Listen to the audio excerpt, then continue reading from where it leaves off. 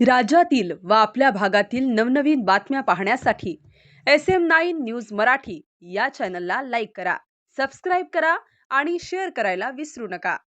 सध्या सोलापूर जिल्हा अंतर्गत आणि त्याच्यामध्ये सांगोल्यामध्ये पेट्रोल आणि गॅस जसं आपल्या युद्धजन्य परिस्थितीच्या पूर्वी जसं रेग्युलर चालू होतं आवक आणि जसं वितरण चालू होतं, सध्या परिस्थितीही तसंच चालू आहे।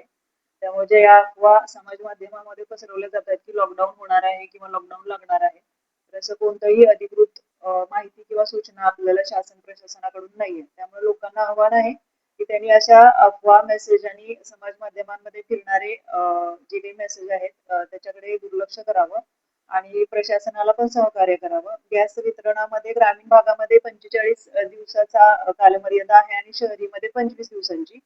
त्या कालमर्यादेनंतर तुम्ही बुकिंग केल्यानंतर फक्त OTP मार्फतच गॅस सिलेंडर तुम्हाला घरपोच 96 तासामध्ये वितरण होणार आहे। त्याच्यासाठी तुम्ही 96 तास आधी त्याचं बुकिंग करणं आवश्यक आहे।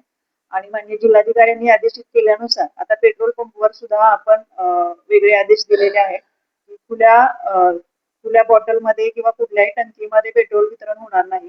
तर वाहन जे आपल्याला पेट्रोल घ्यायचं आहे ते वाहन घेऊनच पेट्रोल पंपावर जावं आणि त्याच्यामध्ये पेट्रोल डिझेल जे काही आहे आपल्या क्षमतेनुसार भरून घ्यावं।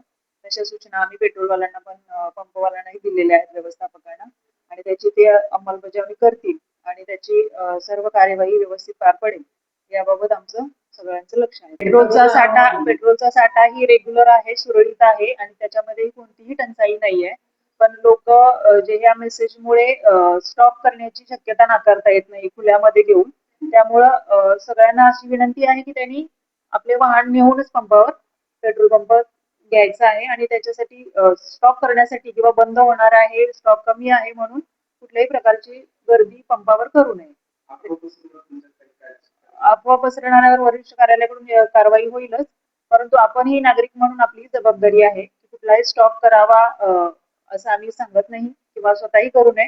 रेग्युलर आपलं पेट्रोल डिझेल संपल्यावर आपलं वाहन घेऊन पेट्रोल पंपावर ते वाहन रेग्युलर प्रोसेसमध्येच भरून घ्यायचं आहे। असं कोणतंही नाही की स्टॉक कमी आहे, पुरवठा कमी आहे, अगदी रेग्युलर चालू आहे।